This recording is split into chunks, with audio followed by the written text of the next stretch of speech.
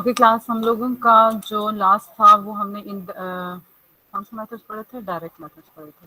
ठीक है, so direct methods वाला जो हमारा पोर्शन था वो खत्म हो गया। आज हम लोग इनडायरेक्ट मेथड्स की तरफ जा रहे हैं, लेकिन इनडायरेक्ट मेथड पे जाने से पहले कुछ स्पेशल मैट्रिसेस हैं, हम उनको डिस्कस करेंगे, क्योंकि उनमें से एक ऐसी टाइप है जिसको हमने उसके अंदर यूज़ करना है। स्टार्ट में उसकी कुछ कंडीशंस हैं उसको चेक करने के लिए। तो first of all special matrices को डिस्कस करते हैं कि स्पेशल मैट्रिसेस कौन से टाइप्स के हैं और कौन कौन से हैं और हम उसको कैसे फाइंड आउट कर सकते हैं। सबसे पहला आपके पास मैट्रिक्स होता है ट्राई डायगोनल मैट्रिक्स। तो ट्राई डायगोनल मैट्रिक्स से ही ये बात बहुत अच्छे से क्लियर हो जाती है अगर हम इस टर्म से देखें, दैट ट्राई एंड डायगोनल।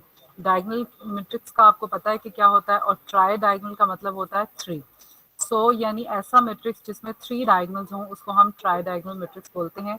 अब इसकी टेक्निकल डेफिनेशन को देखते हैं। टेक्निकल डेफिनेशन हमें ये कहती है, A tridiagonal matrix is a band matrix. Tridiagonal matrix को हम band matrix कहते हैं, that has non-zero elements only on the main diagonal, जिसमें non-zero elements आपके main diagonal पे होते हैं, the first diagonal below the main diagonal, और जो first diagonal होता है main diagonal से below में, और the first diagonal above the main diagonal।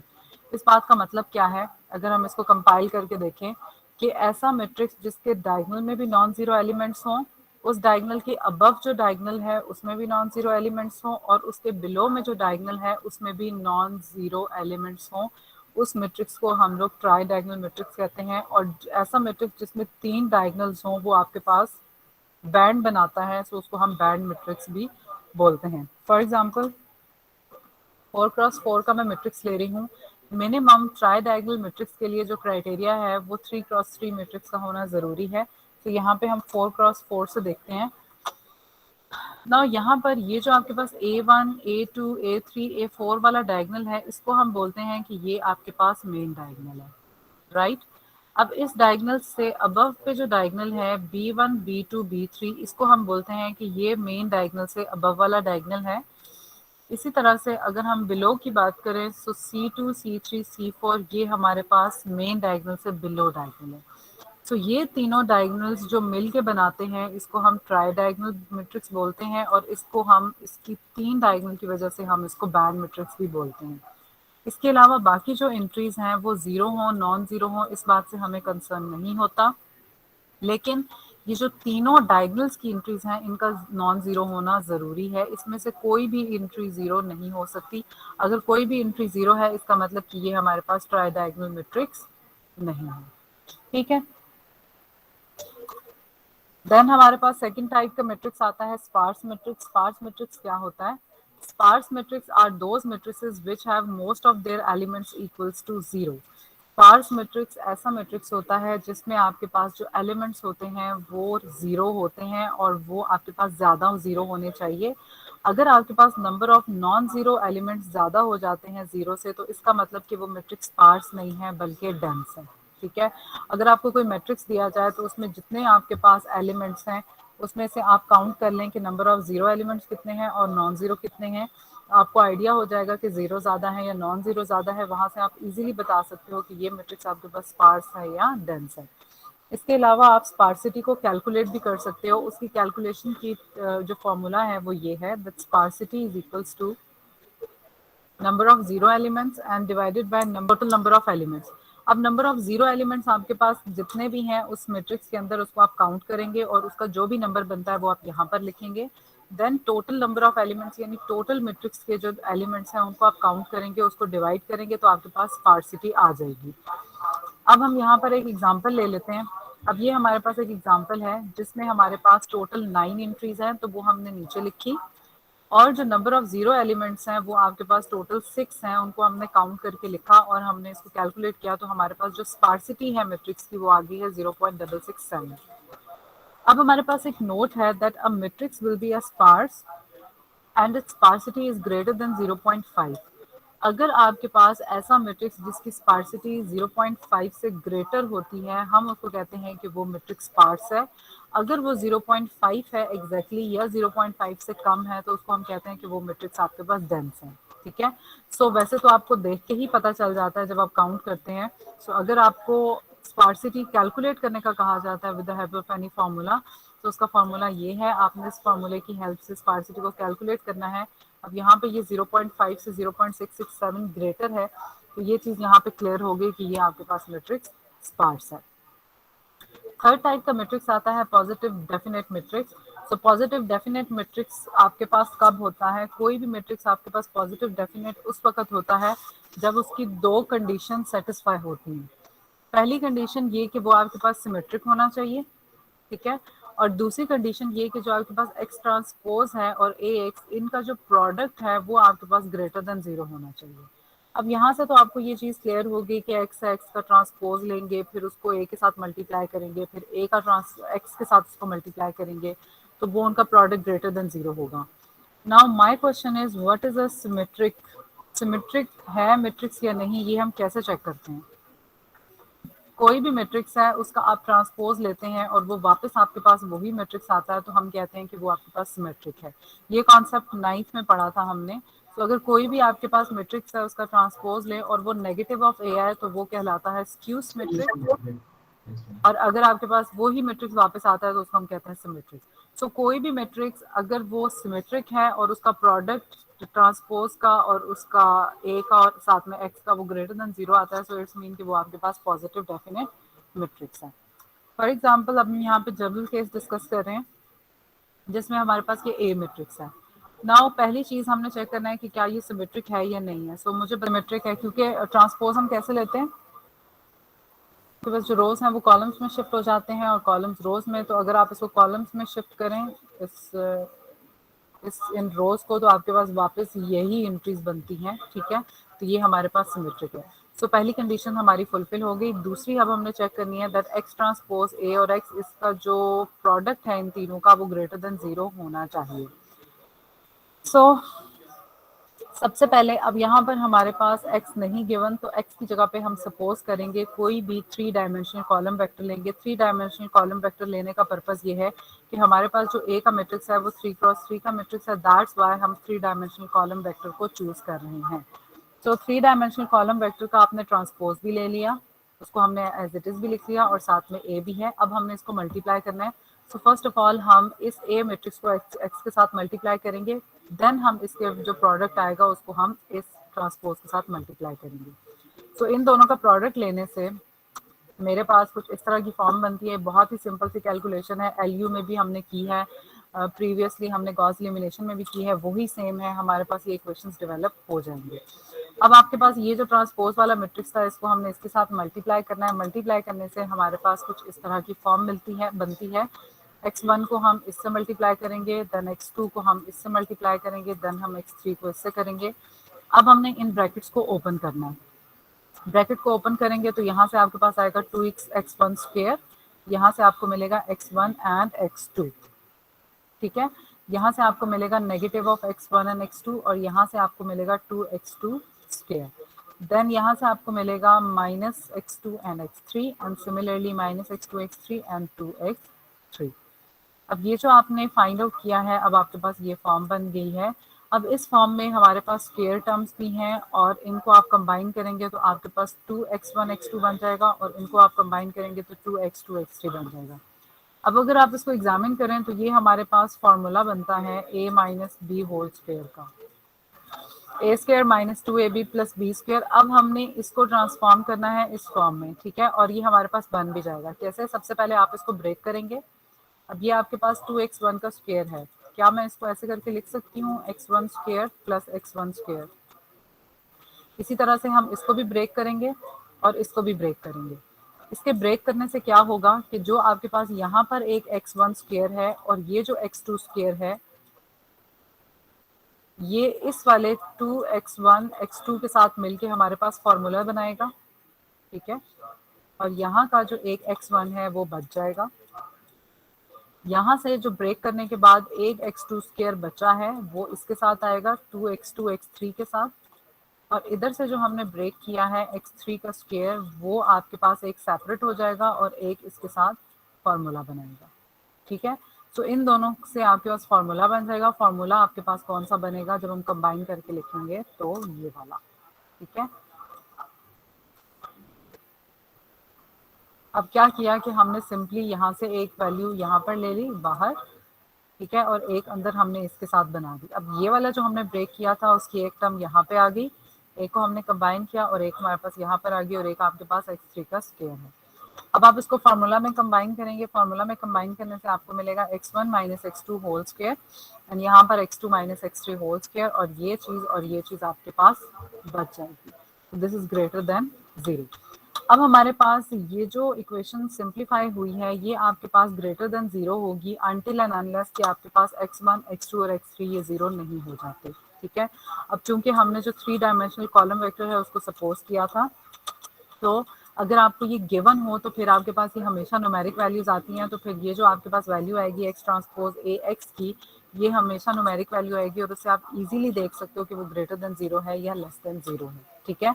सो अगर आपके पास यहाँ पर हमने जनरल केस को डिस्कस किया है, तो ये हमारे पास जो इक्वेशन बनी है ये ग्रेटर देन 0 होगी उस वक्त तक जब तक कि आपके पास ये तीनों वैल्यू जीरोज नहीं आ जाती। अगर आपके पास कोई भी जनरल एग्जांपल आपको इस तरह से दी जाए और आपको इसी तरह से जनरल केस सपोज करना पड़े, तो उसके एंड पे आपने ये चीज़ मेंशन कर देनी है कि ये आपके पास ग्रेटर होगा अनटिल एंड अनलेस कि आपके पास ये तीनों वैल्यू जीरो नहीं हो जाती। अगर तो न्यूमेरिक वैल्यूज हैं फिर तो सामने सब कुछ आ जाएगा, और अगर न्यूमेरिक नहीं है तो फिर उस केस में आपके पास ये उस वक्त तक ग्रेटर रहेगी जब तक कि ये तीनों वैल्यूज जीरो नहीं हो जाती।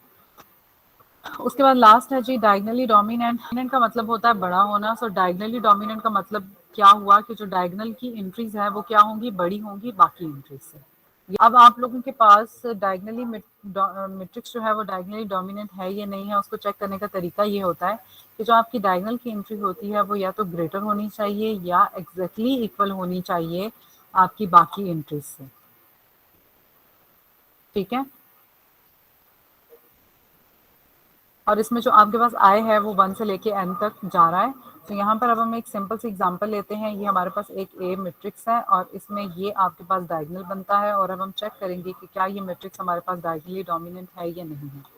तो फर्स्ट ऑफ ऑल हम फर्स्ट रो की बात करते हैं। फर्स्ट रो में हमारे पास डायगोनल की एंट्री है 7 और बाकी एंट्रीज हैं 2 और 5। इसका आपने मॉड ले लेना है, इनको ऐड करना है तो आपके पास एग्जैक्टली 7 आता है। तो हमने क्या बात की थी कि या तो ग्रेटर होना चाहिए या इक्वल होना चाहिए। तो पहली आपके पास फुलफिल होती है, ठीक है। देन आपके पास दूसरा आता है 5।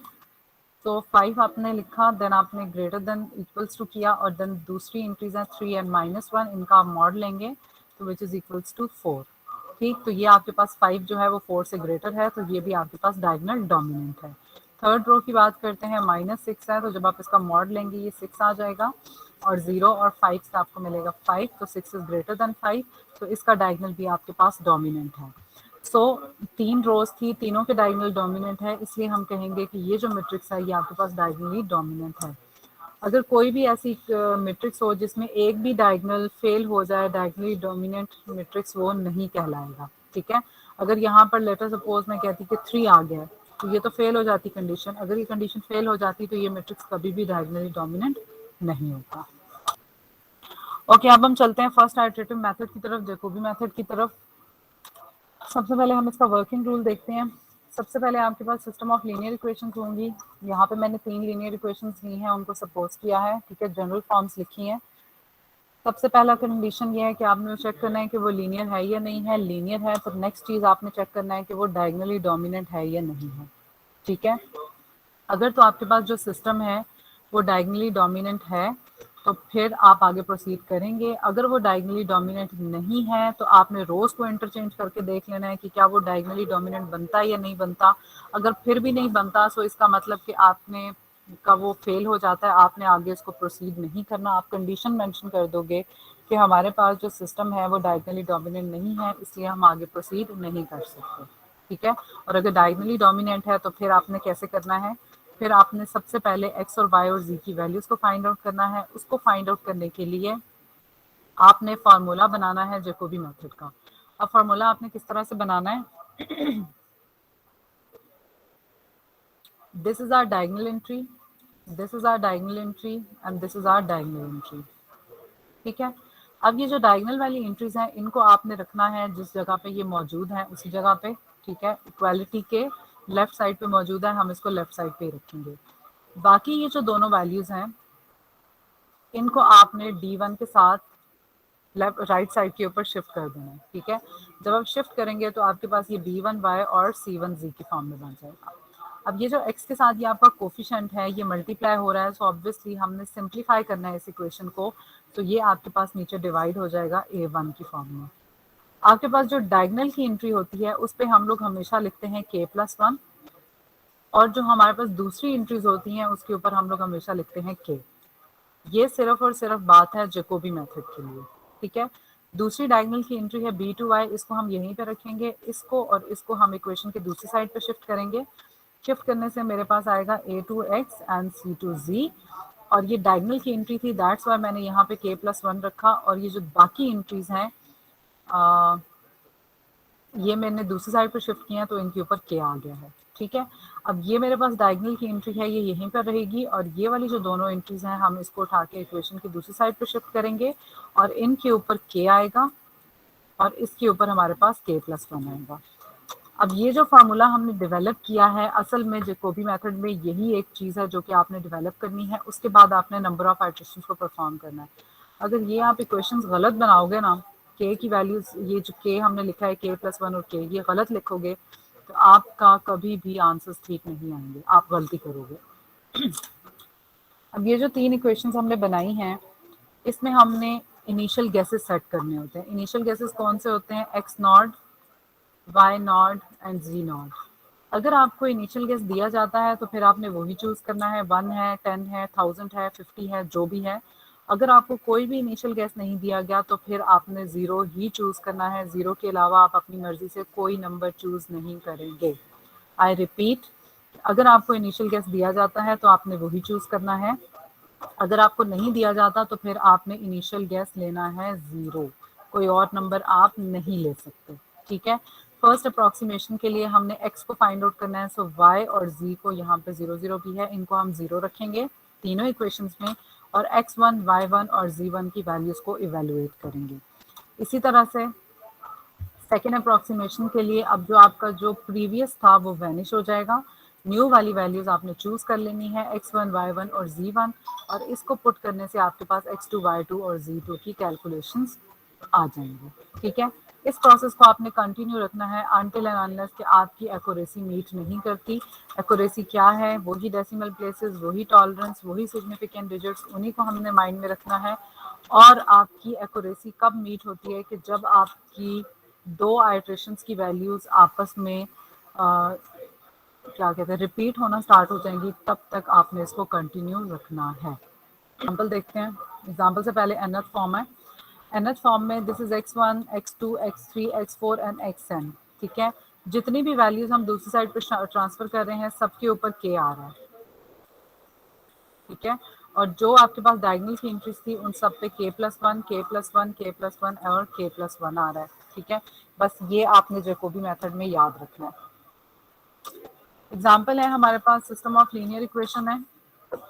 अब सबसे पहले हम क्या चेक करेंगे कि क्या ये सिस्टम हमारे पास डायगोनली डोमिनेंट है या नहीं है। तो this is our diagonal entry, this is our diagonal entry and this is our diagonal entry. यहाँ पे 4 है, इन दोनों को ऐड करेंगे तो आपके पास 2 बन जाएगा। यहाँ पर 8 है, इन दोनों को ऐड करेंगे तो आपके पास 5 बन जाएगा। और यहाँ पर 3 है और यहाँ पर 5 है, तो सारे के सारे डायगोनल हमारे पास डोमिनेंट है। इसका मतलब कि ये जो सिस्टम है ये हमारे पास डायगोनली डोमिनेंट सिस्टम है, ठीक है। इसकी वैसे ज़रूरत नहीं है, इसको आप डायगोनली डोमिनेंट से पहले सेपरेट करके आप इसको यहाँ से भी चेक कर सकते हैं, बट अगर आप ये नहीं करना चाहते तो इट्स टोटली फाइन, आप मत करें इसको, सेपरेशन की यहाँ पे कोई खास ज़रूरत नहीं है। इनिशियल गैस हमें नहीं था गिवन, तो हमने इनिशियल गैस को 0 ले लेना है, ठीक है। वही बात जो मैंने आपको पहले रिपीट की थी। अब हम लोग सबसे पहले फार्मूला मेकिंग करेंगे for Jacobi method. Her system का अपना फार्मूला मेकिंग होता है, जो भी सिस्टम होगा, जो भी वेरिएबल्स होंगे उसके हिसाब से हम फार्मूला बनाते हैं। अब हमारे पास ये सिस्टम है, इसका अपना फार्मूला बनेगा, कोई और सिस्टम होगा उसका अपना फार्मूला बनेगा। अब फर्स्ट ऑफ ऑल ये हमारे पास डायगोनल की एंट्रीज हैं, ये हमारे पास यहीं पर ही रहेंगी और बाकियों को हम लोग आगे पीछे शिफ्ट करेंगे। तो पहला है मेरे पास ये, इन दोनों को मैंने दूसरी साइड पे शिफ्ट किया, मेरे पास ऊपर k आया, और x1 के साथ 4 था, इसको मैंने नीचे डिवाइड कर दिया। ठीक है, इसी तरह से x2 में मेरे पास 8x2 था। ओके, अब यहाँ पर मैंने थोड़ा सा चेंज किया है, मेरे पास यहाँ पर नेगेटिव साइन था और यहाँ पर भी नेगेटिव साइन था। तो इस नेगेटिव साइन को ख़त्म करने के लिए मैंने 8x2 को दूसरी साइड पे शिफ्ट किया और 21 को इस साइड पे शिफ्ट किया, ताकि मेरे पास नेगेटिव साइन ना आए। ठीक है, असल में पर्पज़ ये होता है कि जो आपके पास डायगोनल की एंट्री होती है उसको आपने सेपरेट करना होता है और बाकी सारी वैल्यूज़ को आपने दूसरी साइड पे शिफ्ट करना होता है। अगर आप माइनस साइन के साथ इसको लेके चल सकते हैं, सिंप्लीफाई कर सकते हैं, तो बहुत अच्छी बात है। लेकिन अगर आप माइनस को नहीं लेके चल सकते, गलती के चांसेस हैं, तो आप इसको आगे पीछे भी शिफ्ट कर सकते हैं। तो असल में पर्पज़ ये है कि डायगोनल की एंट्री जो है उसको हमने आइट्रेशन चूँकि परफॉर्म करनी है, तो उसको सिंप्लीफाई करना है, एक साइड पे सेपरेट करना है और बाकी सारी इक्वेशन को दूसरी साइड पे हमने लेके जाना है। ठीक है, तो इस तरह से मैंने 8x² को वहाँ गई, 21 को यहाँ लेके गई, तो मेरे पास इधर भी पॉजिटिव हो गया और 21 के साथ भी पॉजिटिव हो गया, और x3 और 4x1 ये ऑलरेडी पॉजिटिव वैल्यूज ही रही हैं। ठीक है, देन थर्ड इक्वेशन है, so this is our diagonal entry, इन दोनों को दूसरी साइड पे मैंने शिफ्ट किया, तो मेरे पास ये इक्वेशन बन गई। अब ये जो मेरे पास 3 इक्वेशन बन गई हैं, इस पे मैंने आइट्रेशंस को परफॉर्म करना है। ये k+1 और k लिखना बहुत ज़्यादा ज़रूरी होता है, अगर आप नहीं लिखोगे तो इसमें फिर आपको समझ नहीं आएगी कि हमने कौन सी वैल्यूज़ कब रिप्लेस करनी है। तो पहली आइट्रेशन परफॉर्म करते हैं, k को रखेंगे 0, इनिशियल गेसेस भी हमें पता है। जब आप k को रखेंगे 0, यहाँ पे k+1 था, 1 आ गया और यहाँ पर 0 0 आ गया। इनिशियल गेसेस हमारे पास 0 थे, हमने वो पुट किए, 7/4 आंसर आ गया। अब हम सेकेंड इक्वेशन को करेंगे, सेम k को रखेंगे 0, 1 आ गया, 0 0 आ गया। इनिशियल गेसेस आपके पास 0 थे, तो यहाँ पर 0 0 आ जाएगा, तो सिंप्लीफाई करेंगे तो आपके पास ये वैल्यू आ गई। देन थर्ड इक्वेशन है हमारे पास, x3 1, 15 आ गया, +2 x1 0 + x2 0, 15/5 करेंगे तो आपके पास यहाँ पर आ जाएगा 3। अब ये जितनी भी इक्वेशंस होंगी वो सारी आपने फाइंड करनी है, तब जाके आपकी फर्स्ट आइट्रेशन कंप्लीट होगी। मेरी यहाँ पे 3 थी, मैंने 3 लिखी हैं। अगर 10 है, 20 है, 30 है, 50 है, 5 है, 6 है, तो वो सारी आपने फर्स्ट आइट्रेशन के अंदर फाइंड आउट करनी है। सो k अब यहाँ पर हमने 1 रखना है। जब k को 1 रखेंगे तो आपके पास यहाँ पर k+1 था, तो 1 1 = 2, और यहाँ पर हर जगह पे 1 1 आ जाएगा। ठीक है, अब यहाँ पर आपने रिप्लेसमेंट्स कैसे करनी है, 7 आपका वही है, x2 1 है, so this is are x2 1, इसकी वैल्यू रिप्लेस होगी, एंड x3 1 है तो इसकी वैल्यू रिप्लेस होगी। रिप्लेस करके सिंप्लीफाई करेंगे तो आपके पास आंसर आ जाएगा। सेकेंड इक्वेशन है, अगेन k+1 है, this is 2, this is 1, this is 1। अब यहाँ पे x1 1 है, तो यहाँ पर आपके पास आंसर आ जाएगा ये जो हमने यहाँ पे फाइंड आउट किया था वो, और 3 आपके पास x3 1 का था, जो कि प्रीवियस में हमने ये फाइंड आउट किया था वो। सिंप्लीफाई करेंगे, वैल्यू आ जाएगी। इसी तरह से इक्वेशन नंबर 3 भी हम लोगों ने करनी है। सो इक्वेशन नंबर 3 में हमारे पास x1 1 है, x2 1 है, तो आप ये वाली वैल्यू यूज़ करेंगे, ये वाली वैल्यू यूज़ करेंगे, रिप्लेस करेंगे, सिंप्लीफाई करेंगे और आपके पास आंसर आ जाएगा। ठीक है, एक और एडिशन करके लेते हैं। थर्ड, k को रखेंगे आप 2, जब k को 2 रखेंगे तो यहाँ पर आपके पास था k+1, तो यहाँ पर 2 + 1 3 हो जाएगा और यहाँ पे 2 हो जाएगा। आप वही प्रीवियस वैल्यूज़ को रिप्लेस करेंगे। इसी तरह से आपने x2 को भी फाइंड आउट कर लेना है और x3 को भी फाइंड आउट कर लेना है। अब ये जो नीचे लिखा हुआ है ना 1 2 3, ये आपके पास नंबर ऑफ इक्वेशन को रिप्रेजेंट कर रहा होता है, और ये जो अबव में 3 3 लिखा होता है ये आपके नंबर ऑफ आइट्रेशंस को रिप्रेजेंट कर रहा होता है। ठीक है, तो नंबर ऑफ आइट्रेशंस को लिखना बहुत ज़रूरी है, क्योंकि इसके अकॉर्डिंग आपकी रिप्लेसमेंट्स होती हैं, वरना आप गलत रिप्लेस कर दोगे चीज़ें। ओके, अब यहाँ पर ये जो आंसर है ये आपने कहाँ तक निकालना है, ये आपने उस वक्त तक कंटिन्यू रखना है जब तक कि आपकी सेकेंड आइट्रेशन की तीनों वैल्यूज थर्ड आइट्रेशन के तीनों वैल्यूज के साथ जो है वो रिपीट ना होने लग जाए, तब तक आपने इस प्रोसेस को कंटिन्यू रखना है। ओके, उसके बाद आपके पास आता है Gauss Seidel method. Gauss Seidel method और जैकोबी सेम मेथड्स हैं, सिर्फ इनकी जो फार्मूला मेकिंग है वो डिफरेंट है। ठीक है, तो वर्किंग रूल देखते हैं। सबसे पहले सिस्टम ऑफ लीनियर इक्वेशन होना चाहिए, देन सेकंड आपने डायगोनली डोमिनेटरी कंडीशन चेक करनी है, थर्ड आपने एक्स वाई जी को फाइंड आउट करना है और आपने फार्मूला डेवलप करना है। अब यहाँ पर आपने फार्मूला किस तरह से बनाना है, ये हमारे पास डायगोनल की एंट्रीज हैं। ठीक है, डायगोनल को आपने इसी तरह रखना है, बाकी दोनों एंट्रीज को आप दूसरी साइड पे शिफ्ट करेंगे। ठीक है, सो ये आपके पास k+1 है और इन दोनों के ऊपर k आएगा। नेक्स्ट में आपके पास डायगोनल की एंट्री है ये, और हमने इसको और इसको दूसरी साइड पे शिफ्ट करना है। इसमें आपने एक बात याद रखनी है कि डायगोनल के एंट्री के जो राइट साइड वाला एलिमेंट है उस पे आपने के लगाना है, और जो लेफ्ट साइड वाली एंट्री है उस पे आपने k+1 लगाना है। समझ आइए? कहने का मतलब ये है कि जो डायगोनल के राइट साइड पे यानी डायगोनल की जो अगली वाली टर्म्स हैं जितनी भी हैं उन सब पे k आएगा, और जो पिछली टर्म्स हैं उन सब पे k+1 आएगा। अब यहाँ पर आपके पास C3Z है, तो इसकी जो पिछली वाली टर्म्स हैं उसमें 2 हैं, जो अगली टर्म्स हैं वो कोई भी नहीं है। तो इन दोनों पे आप k+1 लगाएंगे और अगली कोई नहीं है तो वो ऐसे ही रहेगी। अगर मैं इसको आगे करूँ तो मेरे पास k+1 और k+1 है। जैकोबी और गॉस सीडल में डिफरेंस यही है कि जैकोबी की जितनी भी टर्म्स हो डायगोनल के लेफ्ट पे हैं या राइट पे हैं उन सब पे के ही लगाना है, और सीडल में जो राइट वाली टर्म्स हैं यानी आगे वाली टर्म्स हैं उन पे के लगाएंगे, और जो लेफ्ट वाली टर्म्स हैं यानी पीछे वाली टर्म्स है डायगोनल के उन पे k+1 आएगा बस, बाकी और कोई चेंज नहीं है, बाकी आपका सेम ही है। अब आपने फर्स्ट अप्रॉक्सीमेशन फाइंड आउट करना है y is equals to z is equals to 0, ठीक है। तो यहाँ पर भी आपने इनिशियल गैस अगर आपको दिया जाता है तो आपने वही चूज करना है, अगर नहीं दिया जाता तो फिर आप 0 लेंगे। अब आपने क्या करना है कि जब आप इसको एक्स वाई को रखेंगे 0 तो आपके पास x की वैल्यू आएगी, ठीक है, जो कि आपके पास x1 होगी। नेक्स्ट आइट्रेशन में यानी नेक्स्ट जो आपके पास इक्वेशन होगी उसमें आपने x को 1 रखना है क्योंकि आप फाइंड आउट कर चुके होंगे, और z को आपने 0 ही रखना है। वहां से आप y की वैल्यू को फाइंड आउट कर लोगे। जो थर्ड इक्वेशन होगी उसको आप किस तरह से फाइंड आउट करोगे, जो आपकी फ्रेश वाली x की वैल्यू है वो फ्रेश वाली y की वैल्यू पुट करेंगे, और जो प्रीवियस वाली वैल्यूज थी x और y की वो वैनिश हो जाएंगी और वहां से आपको z1 मिल जाएगा। इस तरह से सेकंड में आप क्या करोगे, आपकी जो प्रीवियस वैल्यू थी y1 z1 वो यूज होंगी और आपकी फ्रेश वैल्यू आएगी x2 की। इसी तरह से आपने x2 की फ्रेश वैल्यू यूज करनी है, z1 की प्रीवियस यूज करनी है, और आपके पास y2 इवेलुएट हो जाएगा। इसी तरह से आपने जो थर्ड इक्वेशन करनी है उसमें फ्रेश x2 की यूज होगी, फ्रेश y2 की यूज होगी, और इसके बाद आप लोग z2 को फाइंड आउट कर लेंगे। और इसी तरह से आपने अपने प्रोसेस को कंटिन्यू रखना है अनटिल एंड अनलेस कि आप अपनी एक्यूरेसी को मीट नहीं कर लेते। एक एग्जांपल देखते हैं ताकि ओके nth फॉर्म जो है उसको पहले देख लेते हैं। nth फॉर्म में हमारे पास जो डायगोनल की एंट्रीज हैं वो k x1 है, x2 x3 x4, यानी a11 a22 a33 and a44। a11 में सारी वैल्यूज आपकी आगे की थी इसलिए k आया है। a21 से जो प्रीवियस वैल्यू है उस पे a22 से प्रीवियस वैल्यू a21 है उस पे हमने k+1 लगाया है, बाकी सारी एंट्रीज पे k है। A33 में प्रीवियस वैल्यू A31 A32 है और बाकी आगे सारी वैल्यूज पे हमने k लगाया है, इन दोनों पे k+1 है। इसी तरह से A44 से पिछली वाली वैल्यूज A41 A42 A43 हैं, उन पे हमने k+1 लगाया है, बाकी सब पे k आएगा, ठीक है। सो यही सब है, जितनी भी नंबर ऑफ इक्वेशंस होंगी उसके हिसाब से आपने डायगोनल की पिछली वाली एंट्रीज देख लेनी है, उन पे k+1 लगा देना है और अगले पे k लगा देना है बस। Okay, so this is a system. जी, तो यहाँ पर हमारे पास ये डायगोनल है, ये डायगोनल है और ये डायगोनल है।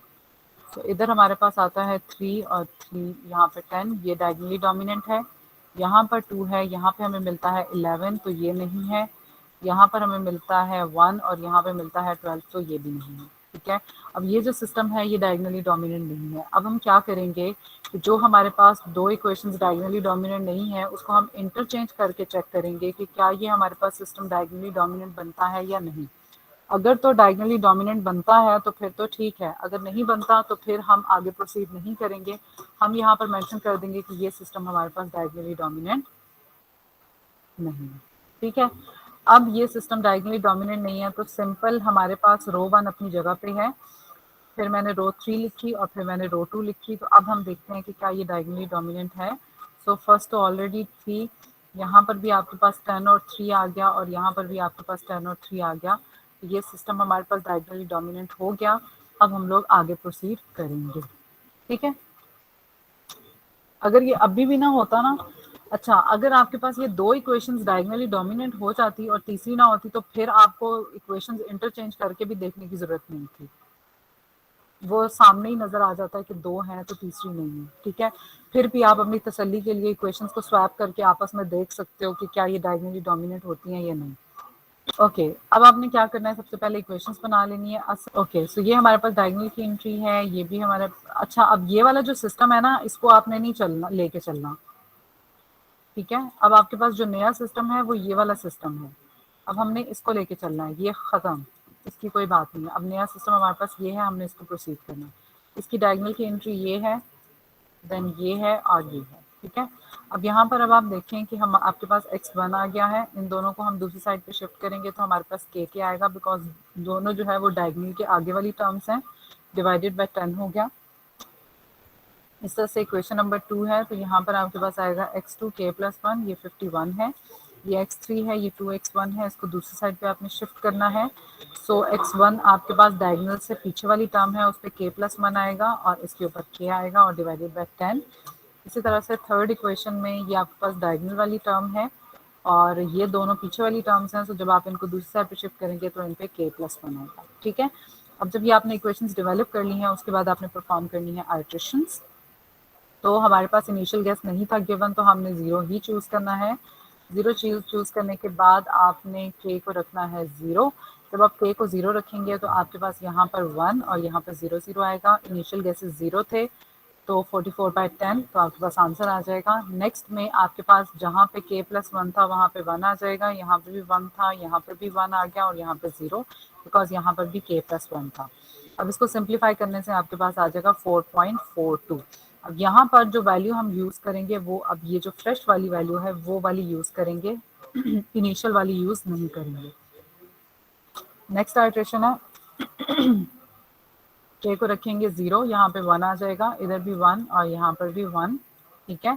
अब ये दोनों जो वैल्यूज़ हैं वो इसी आइट्रेशन की फ्रेश वाली वैल्यूज़ हैं, ये वाली और ये वाली, वही हम यूज़ करेंगे और हम इसको सिंप्लीफाई करेंगे। इसमें जो क्राइटेरिया होता है चेक करने का वो ये होता है कि अगर आपके पास ये तीनों वाली वैल्यूज़ आपस में रिपीट होने लग जाएं, जो भी आपको रिक्वायर्ड टॉलरेंस गिवन है, तो आपने मेथड उस वक्त स्टॉप करना होता है। उसमें तो हम 2 आइट्रेशन को कंपेयर करते हैं ना, इसमें हम आइट्रेशन को कंपेयर नहीं करते, बल्कि जो आपकी एक आइट्रेशन की तीनों जितनी भी इक्वेशंस हैं उनकी सारी वैल्यूज आपस में मैच होना स्टार्ट हो जाएं, जो रिक्वायर्ड टॉलरेंस है उनको मीट कर जाएं, तो आपने तब इस मेथड को स्टॉप करना होता है। सेकेंड आइट्रेशन है k = 1। k को जब आप 1 रखेंगे यहाँ पर आपके पास आएगा 2, यहाँ पर आपके पास आएगा 1 और 1, ठीक है। अब ये जो वैल्यूज़ हैं दोनों ये प्रीवियस वाली वैल्यूज़ हैं, ये वाली यूज़ करेंगे और ये वाली यूज़ करेंगे। इसको आप यहाँ पर रिप्लेस करेंगे, रिप्लेस करने से सिंप्लीफाई करेंगे तो आपके पास आएगा 3.015।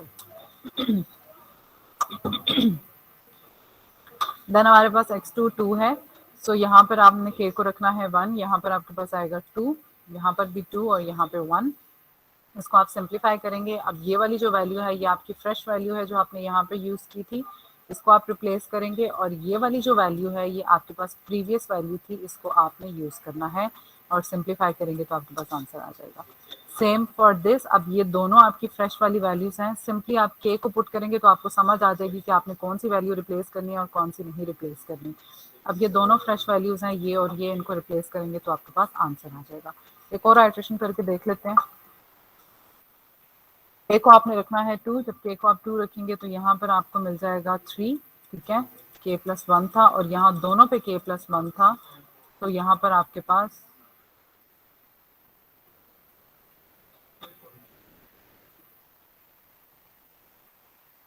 ओके तो यहाँ पर आपके पास 2 और 2 आ जाएगा। अब ये दोनों जो हमारे, सॉरी k+1 नहीं था, k था। तो यहाँ पर जो आपके पास प्रीवियस हमने वैल्यूज़ को फाइंड आउट किया था वो आप रिप्लेस करेंगे तो आपके पास आंसर आ जाएगा। इसी तरह से यहाँ पर आप k+1 रखेंगे और जहाँ पे k+1 था वहाँ पे 3 आएगा और जहाँ पे k था वहाँ पे 2। अब ये आपके पास फ्रेश वाली वैल्यू है जो हमने ये वाली फाइंड आउट की है, ठीक है। ये 3 4 मैंने इक्वालिटी, क्योंकि ये 1 सिग्निफिकेंट डिजिट तक मैंने इसको लिखा है, राउंड ऑफ किया है। आपने अपने माइंड में रखना है जो भी आपको बताया जाएगा उसके अकॉर्डिंगली, लेकिन जो मैंने वैल्यूज में पुट किए हैं वो ये वाली वैल्यूज ही पुट की हुई हैं। इसी तरह से आपने थर्ड को भी फाइंड आउट कर लेना है और सिंप्लीफाइड करके आपके पास आंसर आ जाएगा। सो इस मेथड को आपने, या तो आपको नंबर ऑफ आइट्रेशंस बताई जाएंगी कितनी आइट्रेशंस परफॉर्म करें, नहीं तो आपने एक्यूरेसी को मीट करना होगा और वही तरीका है जो आप लोग पहले, हम लोगों ने अच्छा खासा टाइम इन्वेस्ट किया है नॉन लीनियर सिस्टम्स के ऊपर, वही सेम प्रोसीजर है इसके लिए भी।